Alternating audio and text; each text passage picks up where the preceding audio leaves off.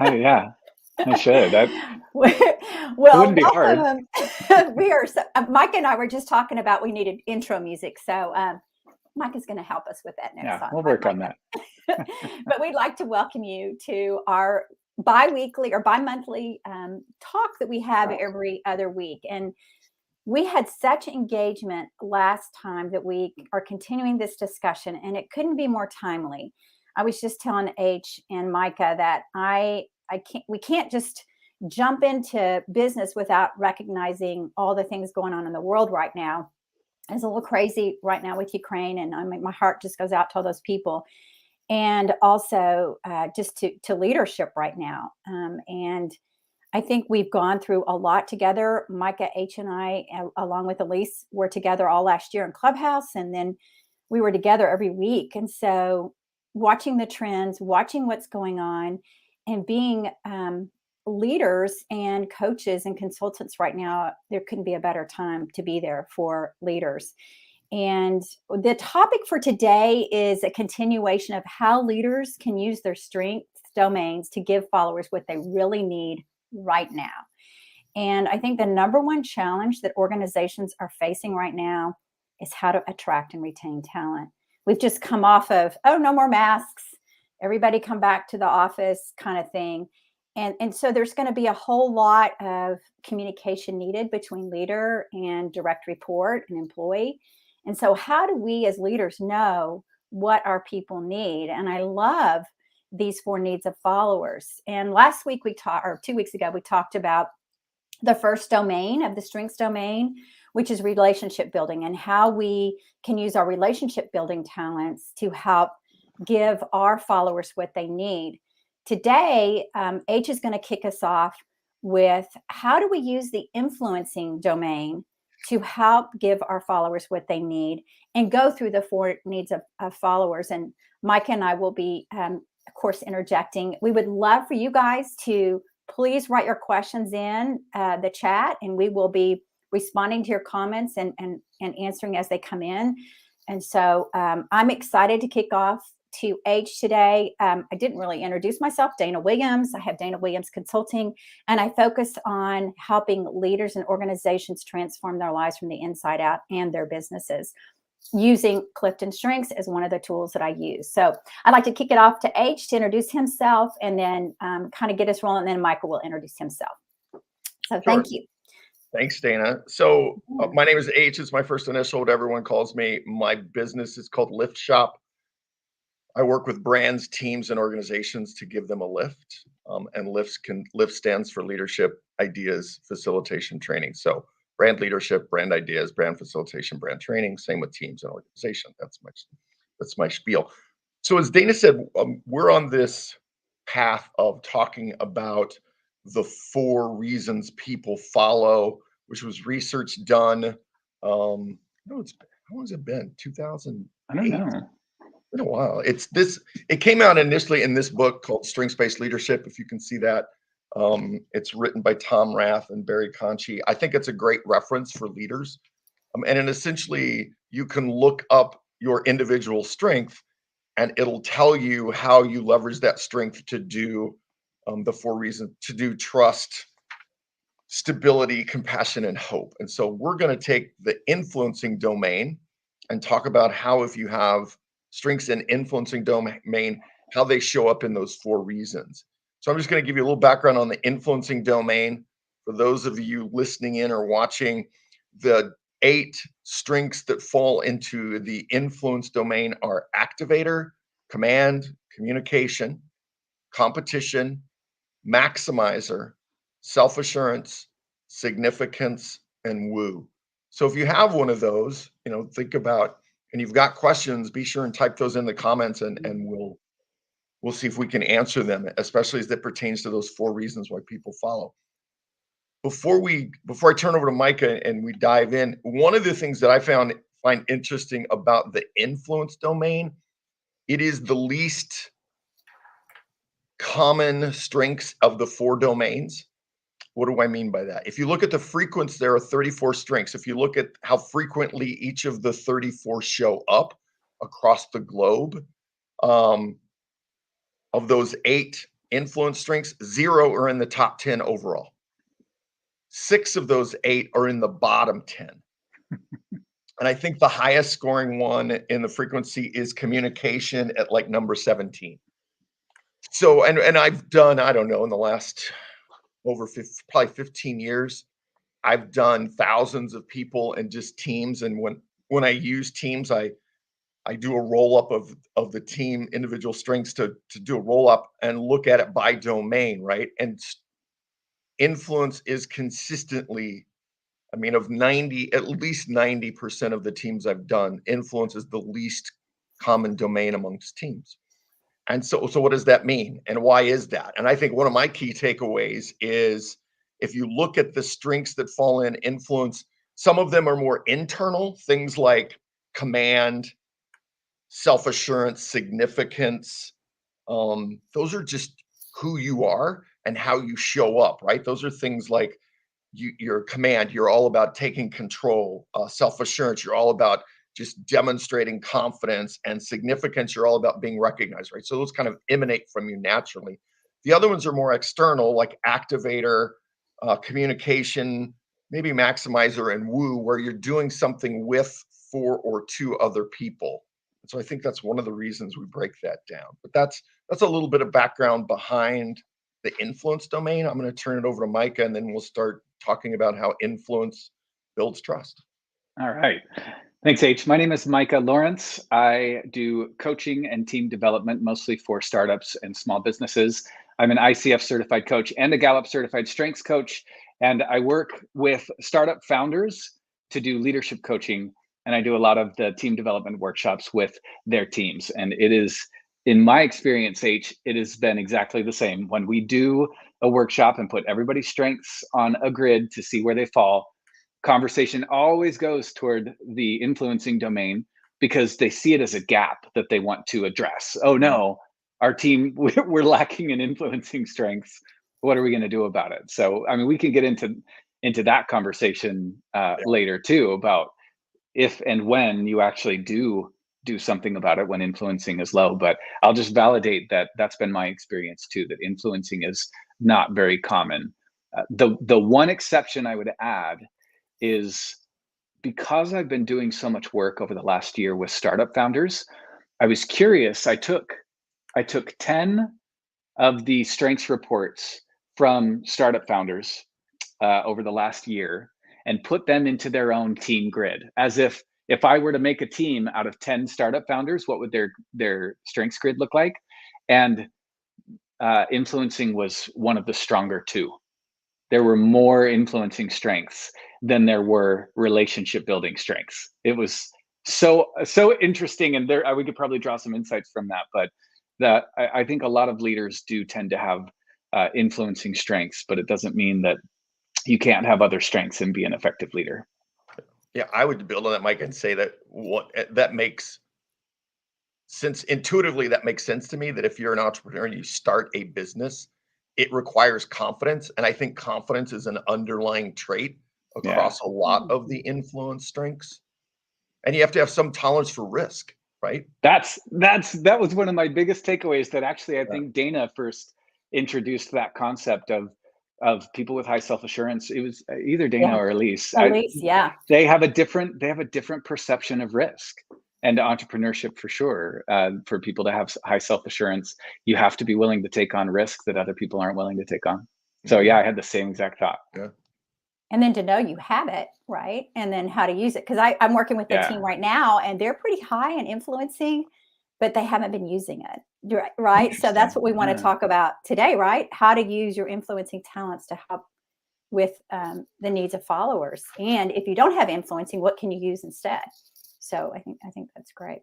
Yeah, cool.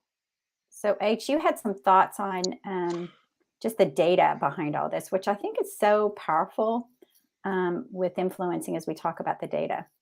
Well, I think especially as you start to look at, I think as you talk about the 4 reasons why people follow, I think it's the hardest domain to talk about, right? So one, because it's not common, we don't have enough data points to go, or it's not that familiar. I actually have communication is in my top 5. And I've got Woo is in my top 10. And I think, I can't remember, there's one other that's probably right around 10 or 11. But when they're not that frequent, I think we don't have enough concrete examples to say, hey, this is how significance builds trust. And I also think that, and I'm not saying that if you have influence, it's not that it's harder to build those 4 reasons why people follow. It's just less common. So that's why I think if for us to talk about it, and I think we want to talk about trust, right? So how do you build trust when you're high in influence? By the way, in the research that Gallup did, when they asked people why they follow, some of the other things that came up in trust, right? Other words that they heard or similar thoughts around trust was honesty, integrity, and respect. And I think one of the challenges when I coach teams and leaders who are high in influence is that you've got to show that you're using your strengths to influence for the greater good and not for personal gain. Yeah. That is a huge thing that builds trust. So if you look at, activator wants action, command will take control, communication, you have a love of words, right? If you, and I'm just picking on those first 3 because it's alphabetical. I think if you're taking action for the team, if they see that, if you're in control and you want to control for mutual goals, if you're communicating about the needs and wants of the team, I think that builds trust. It's the old adage, before I care about what you know, I need to know you care. And that's it, you're showing that you're caring. Because I think one of the drivers of building trust is not just respect, which is it listed as one of the, because I do think that's the key for influence. You will command respect because you come across confidently and what you talk about is confident. The watch out is you've also got to balance that with warmth. And warmth means that you show that you care about something other than yourself. Can I add a little some perspective that I had about that concept where it clicked for me probably only a few months ago when I was thinking about there being 3 strengths that I consistently hear from people that they're embarrassed about when they see it in their top 10. And it's significance, command, and competition. And many, many times people will ask, how is that a strength? And that is it leads to some deep conversation about how, like Dana said, how that strength is showing up and how the immature side of those strengths are a powerful reminder of people's vices. And a lot of times it comes down to what H said, that when you're using those strengths in a self-serving way or a self-preserving way, command is somebody who bullies other people around. Significance is somebody who wants to get recognition, even if it means not sharing recognition with other people because they care so deeply about being recognized themselves. And people with high competition will sometimes bend the rules and step on other people to win. If me winning means you losing, then I'm going to do everything I can to make you lose. And after repeated evidence of those strengths in the negative, they see it as not a strength. And so it's interesting that all 3 of those show up in the influencing domain. And as a leader, you would have to be especially sensitive to those 3 things because of the message that it sends to people. If your competition or the immature side of your competition, command, and significance come out with the people that you lead. I'd like to add one more to that list, and that's self-assurance, because it's kind of like when people say, well, they don't like that one and they don't feel like it really, it's one of those. And so how do we use it in a positive way to help with trust, with compassion, with hope? And I think that's really is how to apply these in a way.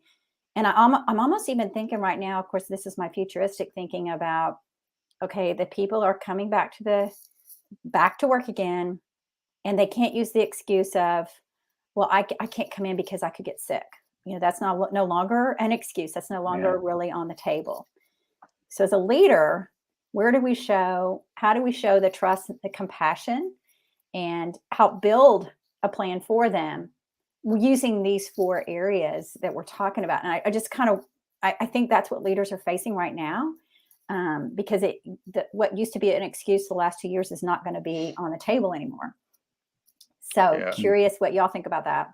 I think that's a good transition to compassion too. Which Yeah. the words that come under compassion are caring, friendship, happiness, and love. And so if I go back to Micah, what you were saying about those three that people are reluctant to own, or they struggle with how they show up positively. One of the things that I think underlines the strengths in the influence domain, a characteristic is assertiveness. Mm. And so if you think about assertiveness on a scale, right? And I do another assessment where we measure that behavior of assertiveness, right? And it's a scale with your high assertive or low assertive, right? And I always tell folks that are in, it's a scale of how you approach other and lead others is the behavior. If you're on the lower end of assertiveness, so in other words, you don't have strong influence, you would be high consideration of other people's needs and wants.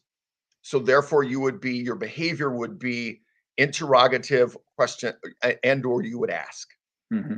Folks strong in the influence domain, right? If you've got those strengths of command, significance, self-assurance, even communication and competition, you're going to be higher on that influence, high assertiveness, so that you would be demonstrative statements. Demonstrative means, and sometimes it's like, now look, that's it. Now look, this is what we're going to do.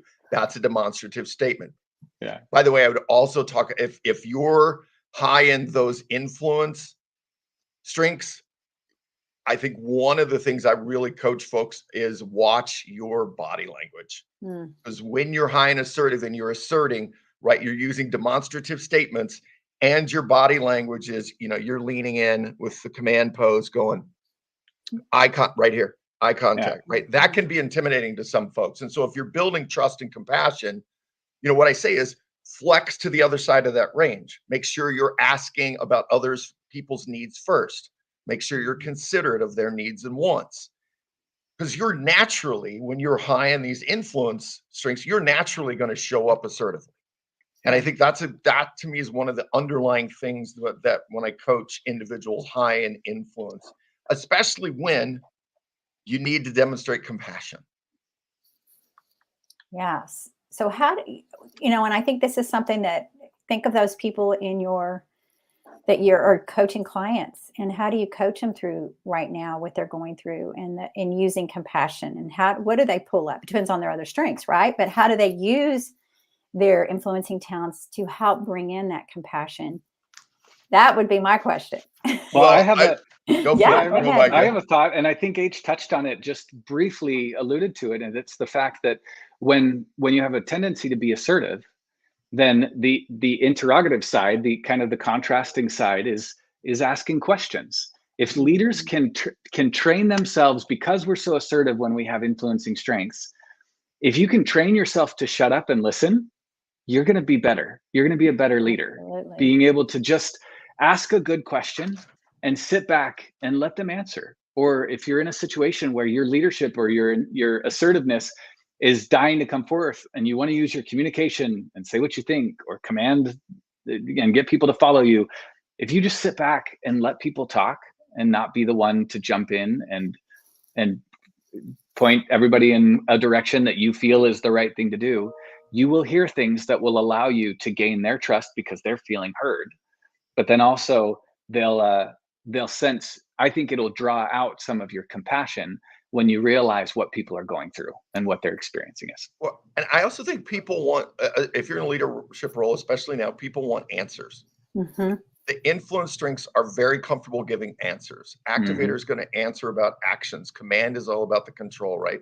Communication with words, you're going to give people the right answer through the right words to give them, that's going to fill that compassion need. I think that's the key, though, Mike, is you've got to ask the questions. I give you something I'm dealing with right now. I'm doing an offsite coming up with an executive team. And I know the CEO and the head of HR, I don't know, I haven't done their strengths, but I know that they're maximizer. And it's like, folks, you keep wanting to put in 10 pounds of activity in a 5-pound agenda.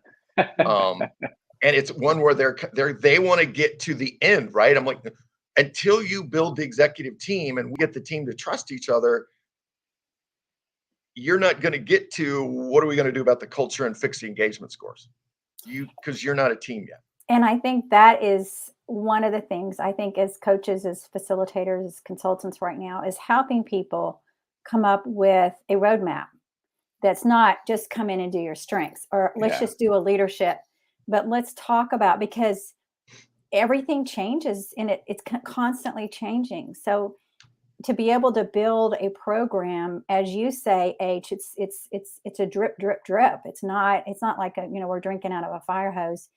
And we can look at the staircase, but we can only take one step at a time. We can't go on the whole staircase. And I think sometimes right now as leaders and especially in this crazy environment, they're just, we got to get done. Let's go. And people, you got to go slow. You can't go fast. And I think even if it is something where people are pressuring to get things done, and I've always found that, there's so much more impact when people have time to breathe in and breathe out and take in what they're learning. And I think you bring that up, H, in a great way of, don't do a 10-pound, what do you call it? 10-pound meeting and a 2-pound moment or something. It's 10 pounds of once and a 5-pound agenda. Yeah. And it's not, we're organic human beings. We're not things. So it takes time, right? Well, if I was going to put it back on on the 4 why reasons follow, right? Yeah. What people gravitate to, they ignore the trust, compassion, and hope, which are the touchy-feely stuff, and they go right to stability. Yeah. Let's get right into, all right, how do we create an environment then, and what are the tasks? And it's a task orientation, whereas trust, hope, and compassion are relationship orientation. Yeah. Stability is more tangible. 100%. Yeah. I mean, if you look at, and this is a segue into stability, right? It's security, strength, support. I do love, though, that one of the characteristics that Gallup talks about in stability is peace, which I was thinking, wow, I feel like with the pandemic and this whole tug between companies and employees, that's the great resignation, that finding peace and I think is going to be, and maybe I'm thinking out loud. I think that's going to be an ongoing struggle, but I would offer, I think you have a better chance of finding peace and therefore stability if you work on trust and compassion. Yeah. Well, and not only trust and compassion for others, but for yourself. And making sure you're putting that oxygen, I'll say this again, I say it a lot, but putting the oxygen mask on yourself so you can serve others. Well, I think you mentioned that, H, right, about the burnout within managers right now. So and Dana, I think you raised a great point. I think a big watch out, we've talked about how the strengths show up, right, for these we haven't got to all 4, but a couple of the reasons people follow. Here, I think this is a watch out for those of us that have strengths in the influence domain. We crave action, we crave progress, we crave attention, and all of these things that require movement forward. And also because we have the confidence, we will get impatient. And then what do? We do it ourselves. We take the lead, we initiate, we take it on, we take it from good to great. And it can lead to burnout of ourselves, Dana, to your point, when we're strong in influence strengths. It could also lead to burnout from our team when we're activating, maximizing, pushing our teams to the next level or pushing them to come back to work, maybe more than they're comfortable with. So I think that is a really good watch out for those of us with influence strengths. I think that even just, I think about command and self-assurance alone, those aren't ask others for help kind of strengths. 100%. They're very much like I'm going to suck it up and I'm going to get this done. And like people don't need to know that I'm struggling right now. And that comes with the territory. And I think that it takes an extra level of self-awareness if you have those 2 strengths in particular, to acknowledge that it's going to be a little harder for me to ask for help, but it's still important that I do. I love to pose that question to leaders, that are strong in influence, and they're like, which takes more strength, giving help or asking for help? Mm, That's a good one. yeah. And just getting them to share their feelings, right? Because it's as you said, with selfish, some of these talents and influencing, we tend to hold them in and think I'm supposed to be this.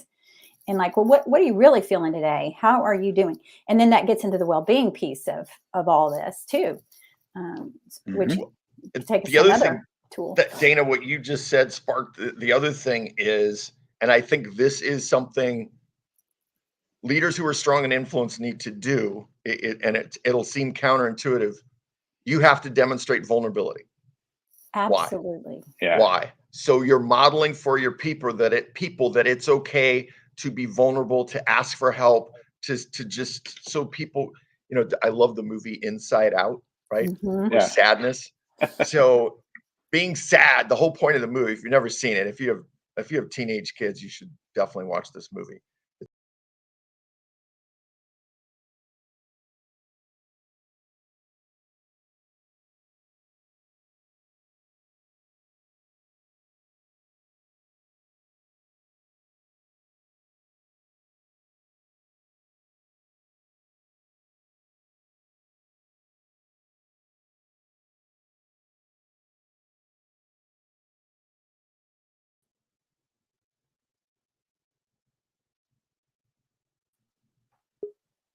I have no idea what's going on today. Can you hear me?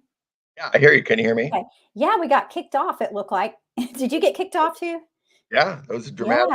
Yeah. It's I don't know what we had a little glip there. Something Yeah, we that all was got weird. kicked off. So anyway, you were just saying something so profound about feelings or something. You Feelings. said whenever I teach emotional intelligence, I use Inside Out and it pause. talks about being vulnerable and sadness. The point of that movie is for the teenage girl to It's okay. demonstrate sadness so people know to come and support you.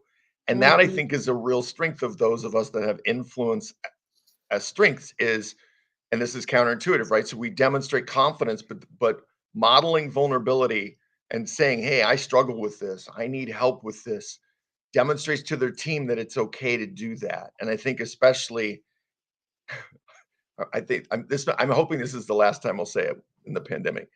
In these difficult times. Unprecedented. Unprecedented. Thank you, Micah. Unprecedented In times. these Domain. unprecedented times. Right? Oh my God. People coming back to work as a leader, you've got to demonstrate that so that your people see that it's okay.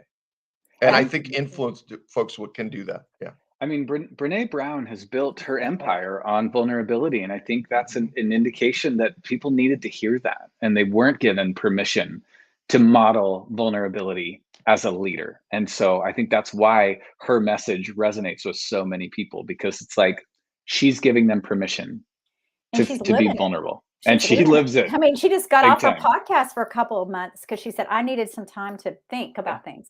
Yeah. And I think that's role modeling it as a leader and an influencer.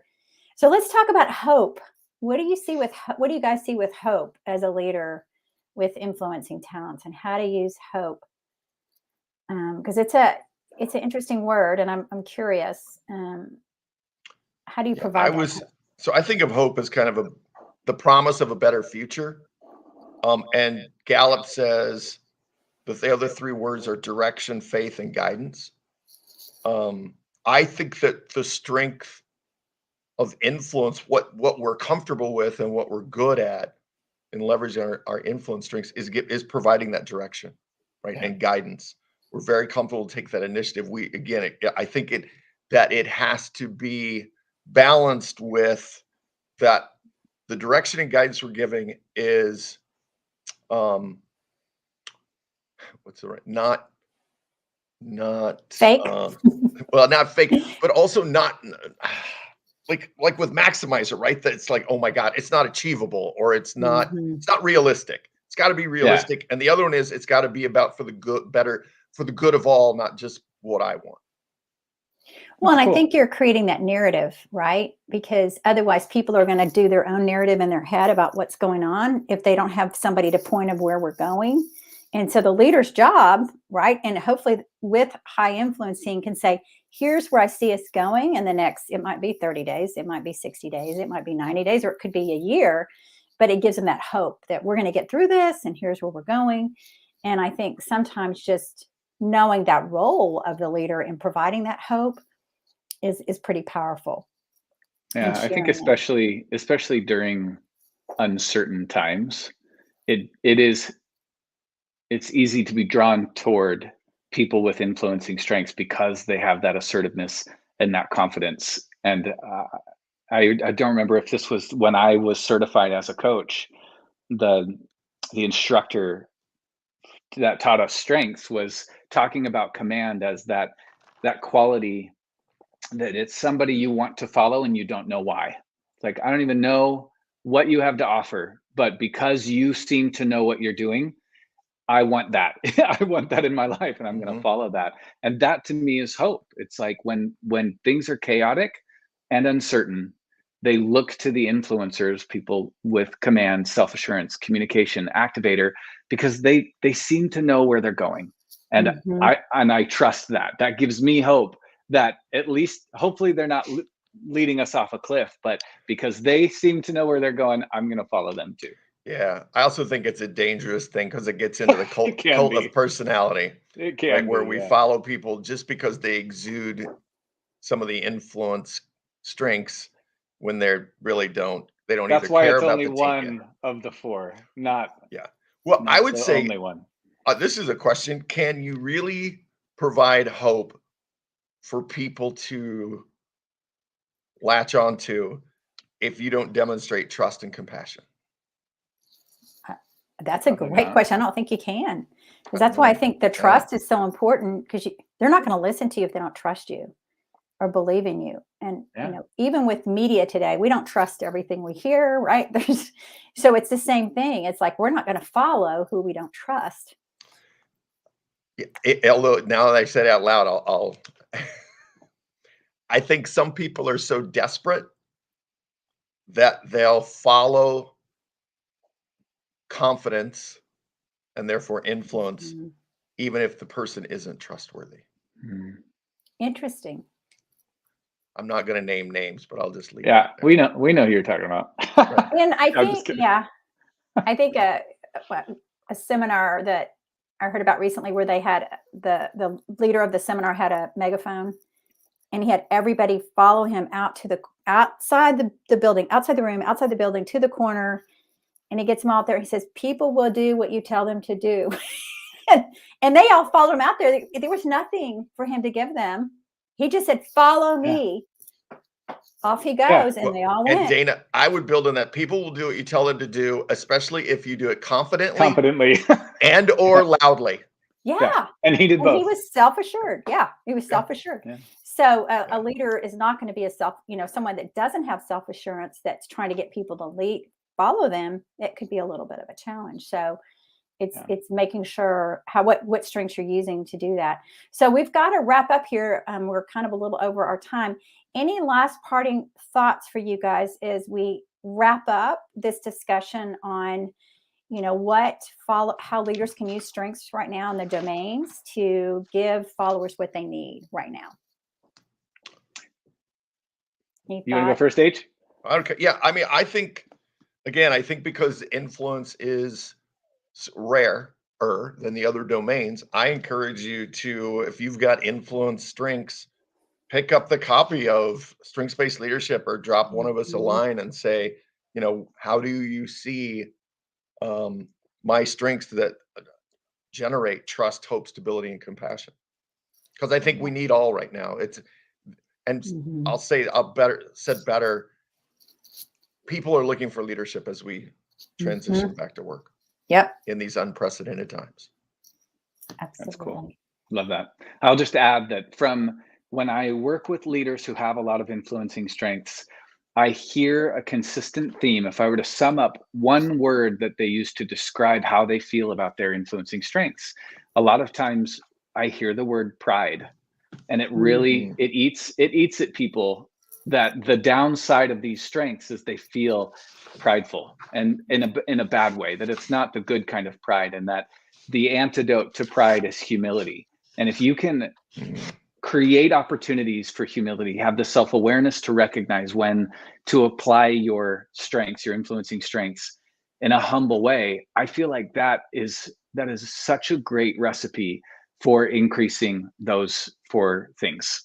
If you can communicate that to other people, that a little bit more humility, you'll gain trust, you'll give hope, you'll maintain stability. All of those things will come easier to your influencing strengths. So, Micah, I'm just a quick quote. This is from C.S. Lewis. Humility is not thinking less of yourself; it's thinking of yourself less. Yeah, I love that. Love that. And that's a great quote to end by. And I would just say, as I think through the influencing talents and the 4 needs of followers, is really making sure as a leader that you're taking care of yourself right now. And I think that's huge. I think you of all people right now, would they say the healthcare workers and the frontline manager leaders right now are having an opportunity for burnout, because it's just, we go from one thing to the next. And so make sure you're getting that time for yourself and feeding yourself right now with what you need, so that you can serve your people better. No matter if you have high influencing talents or not, you're going to need to take care of yourself. And so that's a big aha for me as we get into this next phase. So I want to thank you guys today. It was great. We had a little blip there on LinkedIn. I don't know what's going on, but we got through it. We pivoted. We good. Yeah. So thank you guys, and we'll see you in 2 weeks, and we'll continue the conversation. Yeah. Talk to you later.